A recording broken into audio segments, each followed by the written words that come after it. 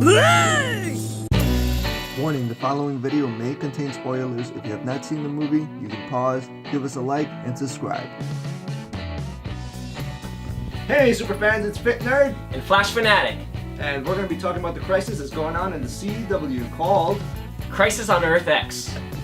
The big CW DC crossover they had, it aired last week. I think it was about 2 or 3 days. I believe it was Supergirl, Flash, Arrow, and Legends of Tomorrow that it aired on. And John, do you want to start us off with some history of Earth X? So you want to talk about what is Earth X? Because there is an actual relevance of where it came from in the comics, and it's actually from a crisis in 1973 called Crisis Earth X.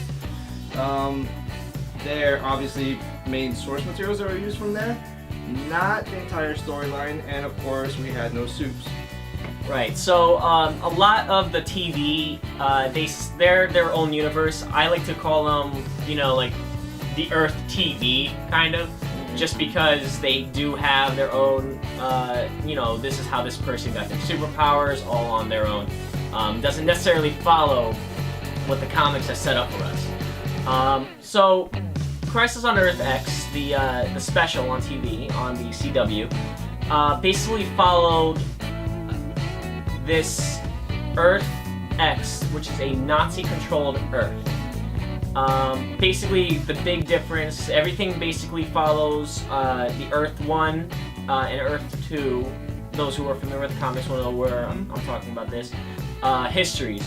But what the big turn is instead of the United States coming up with the nuclear atomic weapon, Germany does first. They come up with their own weapon.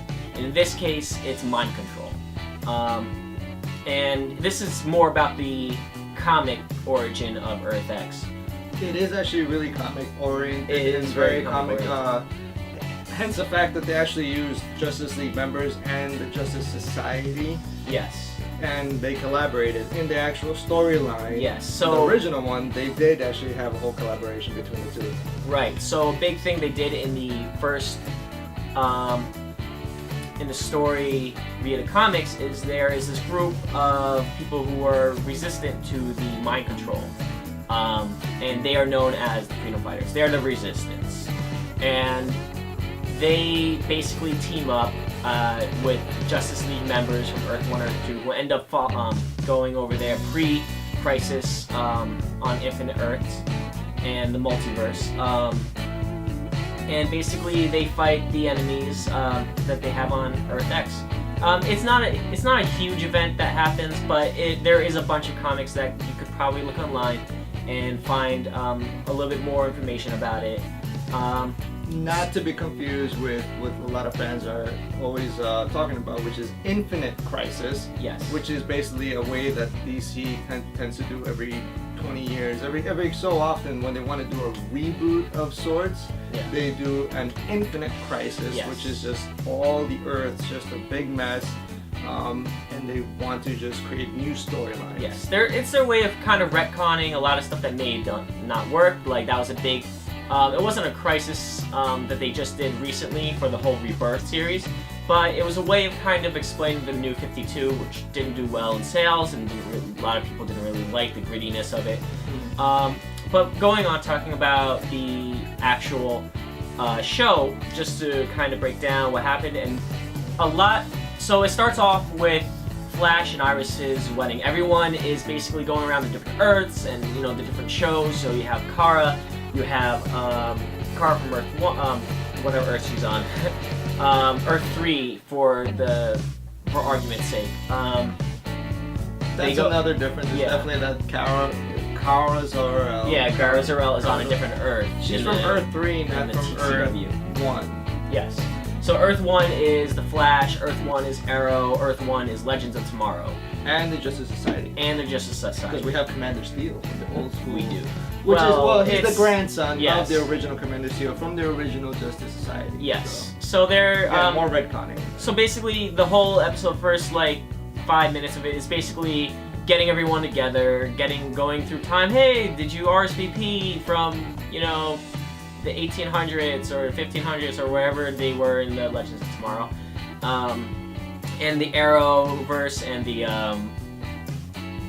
Kara, you know, everyone basically saying we're gonna make it. So you show that. They also show Earth X, and like I said before, it's a Nazi-controlled Earth. And they show basically this dark figure with a mask on shooting all these guards that are in this base, and they find that there is this gateway that they have built that goes to all the different universes. A breach. And you find out that this person who was shooting everyone is actually the evil doppelganger of Green Arrow. In which case we're gonna name him, and I think it's been on their show, their IMDb, as Dark Arrow. So basically, just to kind of talk about this really quickly, this whole crossover is all about the doppelgangers. Yeah. It is, everyone basically has an evil version, with the exception actually of the Flash, who, again, another spoiler. There's no evil Barry Allen. Evil Barry Allen, but they ended up bringing, guess who? The Reverse Flash. And not just any Reverse Flash, but the Reverse Flash actually from season 1 of The Flash. The one who at the end of that season... The actual Reverse Flash, the actual Eobard Thawne. The Eobard Thawne. It is actually him.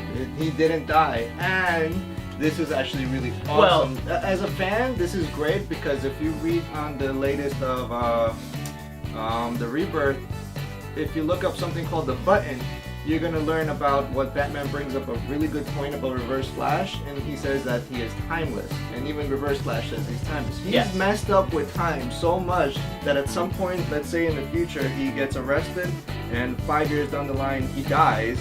At some point, he traveled back in time that there is a version of him roaming around within a certain time. Yes. So he's always in time and basically cannot die. They actually say that when a speedster dies, he doesn't die. He goes into the Speed Force. So whether you're good or bad, you go into the Speed Force. So you're not really dying, you're not per se. We just use dying as a way of just saying the end of the character or end of that character. But you're actually coming back. You're in the Speed Force. Maybe he found a way to get back out.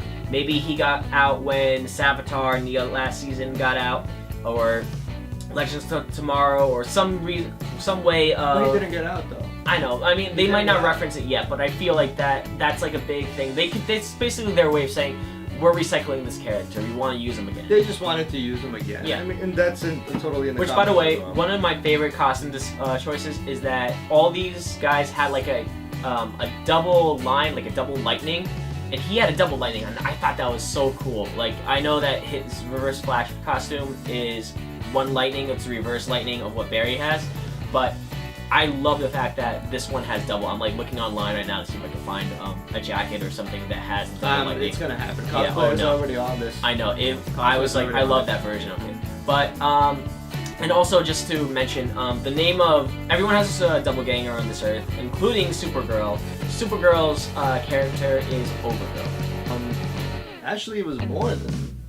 It was a little bit 2 more hours, than because it's 2 episodes on one day and then 2 episodes on the following day. Yes, so it was like a 2-day 4-hour crossover. movie. Well, I mean, it was it was like I guess it was like a 2-hour movie. It was 40, each is about half an hour minus commercials. So one thing I wanted to bring up, because I am a huge Flash fan and I know a lot about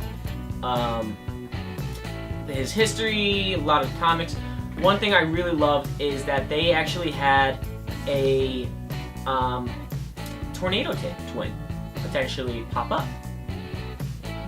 Yeah, this is a fan theory. Yes, but I actually kind of agree with it. Yes. So, do you want to talk about it, or do you want me to kind of just go on about it? Well, for those who don't know who the Tornado Twins, those are Barry Allen's and Iris West kids. Yes. They have twins in the future. Yes. They have these twins called Dawn, D-O-N, and Dawn, D-A-W-N. Yes. Both Dawn and Dawn. Why they Dawn and Dawn. Dawn and Dawn. I don't Dawn's know. me, but... But one of the cool things is during the wedding, it's right before they're about to start, really, and there's this girl who comes up to Barry, and she is just a huge smile on her face, and you don't know who she is, and she's like, wow, like, I'm so happy to be here. It was like it was kind of just a weird moment. Like, just if you're watching it and you don't know what's happening and you don't know, like, the reference and who she might be, there's, like, she's like, oh my god, I Barry Allen, I'm so happy to be here. Just, when you're up there, make sure you say, I do. Like, she was very, like, dropping subtle hints that she might be someone of importance one day in the future.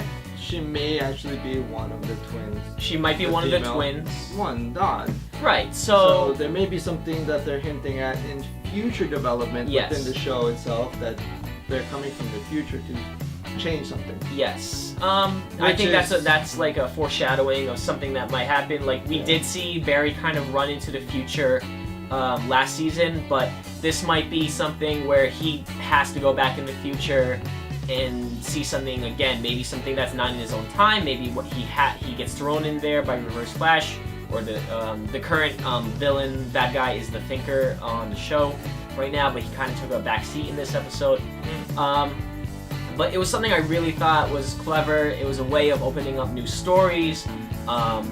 She might stick around, maybe she's just living in that time period. Maybe it's kind of, maybe she's just a regular waitress. Maybe she's just a waitress. Maybe she was just really happy to be there. Like, I mean, but maybe she knows that Barry Allen is the Flash and she's just a fanatic, you know? It was just that line about make sure you say I do. Like her existence depends on if they get married. Yeah. And then she's actually not seen any time after that, which makes me think that because at that point they were interrupted. So all these bad guys, all the Nazi soldiers from Earth X come onto the show, and it's really, really awesome. There's this huge fight scene. Did you like, what'd you think of that fight scene? Which one? The one at the wedding. The one at the wedding I actually liked a lot. I actually liked it more than the main fight. You did? To be honest with you. There's two big fights that happened. Green Arrow stayed fighting on the top of a car for some reason. Yes. And did not move anywhere from that car. Right, that's true. This is the second fight he's talking about. He's talking about the big, all the superheroes on one side versus all the doppelgangers and the Nazi soldiers on the other side. I think the wedding scene was definitely a kick-ass. The wedding scene was pretty kick-ass. That was a kick-ass scene. There was, I thought this was. I thought you told me earlier about what you thought about the other Flash. Oh, Wally West. Yeah. Yeah. I mean, he wasn't there in he wasn't there the entire episode, and all of a sudden he just popped into the wedding. So, but he did have a good fight scene when he came in and saved Carol Danvers. It was. That scene, there was a lot of combination of powers, which was kind of cool. You saw Vibe and the Arrow, and it was like sending him up to the banisters where the evil Dark Arrow was shooting, and it was like the arrow shot like a arrow that deflected another arrow. Like, it was really cool fight scene. Very good choreography on my it was actually really well done. Yeah. Well done. And but I will say it was a little weird because that's kind of like the only scene that Kid Flash, Wally West, was in the entire episode. Exactly. They left him out of the main fight. Yeah. Where was he in the main fight? I did not see him there. Not once did I see him in the rest of the fight. It's like, alright, I came to the wedding, I saved your buds out. Yeah, I mean, I don't know what they were planning on doing. Maybe he was just, maybe he had another job to do, or I don't know. But basically, I think it's just a contract thing. Like, you can only be on this show. Maybe he could only be on one or two of the shows instead of all four. You did recognize that some people were missing, like the Legends of Tomorrow. The Atom was not on most of it. They were back, as they said, I think they were in the Stone Age or something during that episode. And so, like, they sent an SOS at one point, and they're like, where are they? I hope they get this. And they end up showing up, like, in the fourth part, which is the Legends show. So some of these actors, I think, have only contractual obligations for one show. They can't do crossovers. They can't do like crossovers. Supergirl, Flash, and Arrow. Or they'll be like your feature in the back fourth. And forth. Right. So they you'll can go anywhere. Right. So like Flash can be on basically any of the shows, I believe, and Arrow can be basically on any of the shows. But they're limited in screen time. It's all these Hollywood rules they have basically. Some other things you liked about it, which kind of. What about the general part? Oh my god. That is such a cool That was a part. great little throwback. Come on, that is totally a throwback.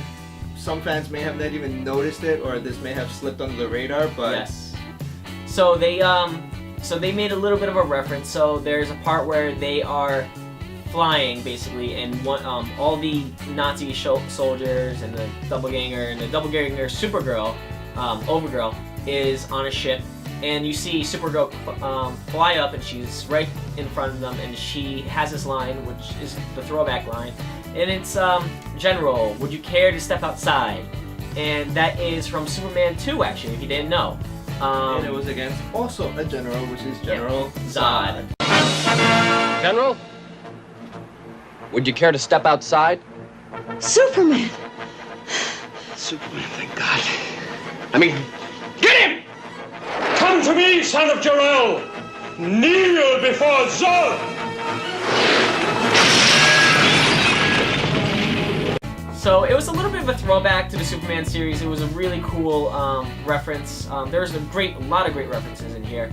Another one they had was there was a reference between Kara, Supergirl, and the Reverse Flash, and she was about to essentially die, and the Reverse Flash basically says, "What like something like you will be missed," and then or something like that, and Kara basically says like, "You have to deal with my cousin if you kill me," and he turns around and he's basically not afraid. He's like, "I'm not afraid of your cousin. Let me tell you, in the future, I've faced your cousin." So again, little hint, may potentially be a future episode. Maybe it'll be a crossover where Reverse Flash is a villain on Supergirl, because now you know that the Reverse Flash was on Earth X. He could easily be a villain at some point on Supergirl series on Earth 3. So I think they're hinting at the Reverse Flash not only can travel in time, which is what he does in the comics and messes up time Into over other Earths. and over and over again, but now they're actually showing that he does it to other Earths, which means he can actually breach through them. And if you're familiar with, original comic stuff, the Flash can vibrate at a different frequency, that he can actually just go into different Earths and reach other Earths by vibrating at that frequency. I think the Flash now has the capability. Yes, so they're adding more and more to his character, and I think that might be a big plot point in a future season of The Flash too. They did a little bit of a Flashpoint reference. So on Earth X, they actually have Captain Cold come back, but not as Captain Cold, as Citizen Cold, which is a big Flashpoint story in itself. He is basically the good version of Captain Cold. He's not the evil one. Kind of like what they're doing with Killer Frost. Yeah. Killer Frost is a good guy now. Yeah, I mean, essentially. I think because she's a series regular, they kind of want to change her story around. In the comics, they've kind of done that too, where she kind of helps out the good guys sometimes, some of them bad. Or in the new, in Batman Rebirth, we have Clayface as part of the team with Batman now. So villains are becoming good. This is a... Yeah, they're doing a lot of changing the characters' dynamic, making them good, making them bad. Second chances. Second chances. Yeah, basically. Another good thing I liked. Well, you know what? You want to talk about the Ray? How do you feel about the Ray? The Ray. I actually like the Ray.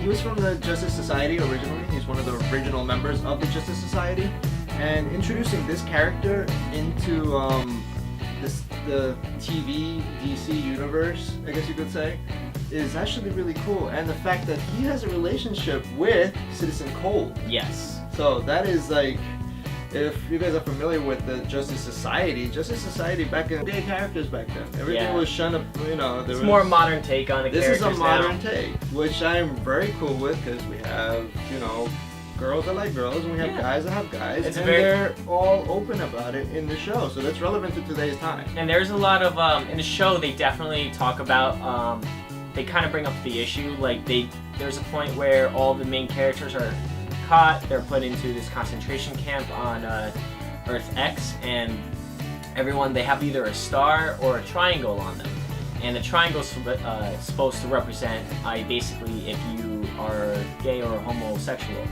And Sarah Lance, who is one of the main characters on Legends of Tomorrow, she she right there says like, I'm here because I like girls and I like boys. Like she says it both. So like there's like, it's obviously they're not afraid to go certain places in the show.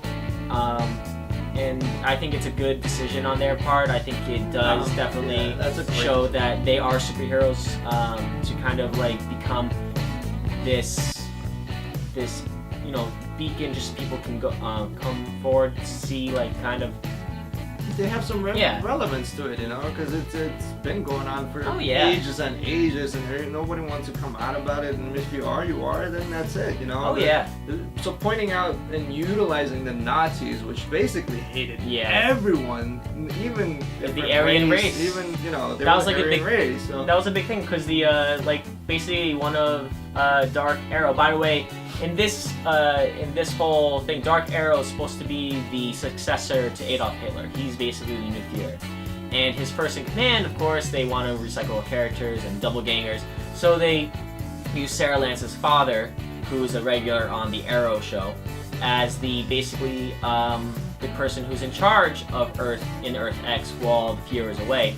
And it's Sarah Lance's father, so she there's a great scene between them. They walk over to each other and she's like, I used to have a daughter, she was just like you, but she liked girls. And then basically she says the same thing.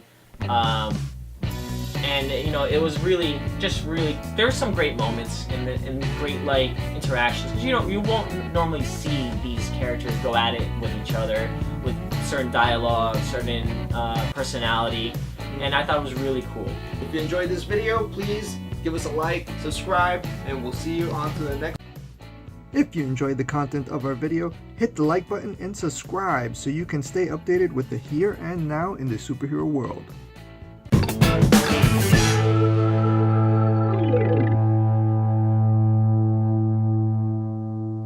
3, 2, 1, a push!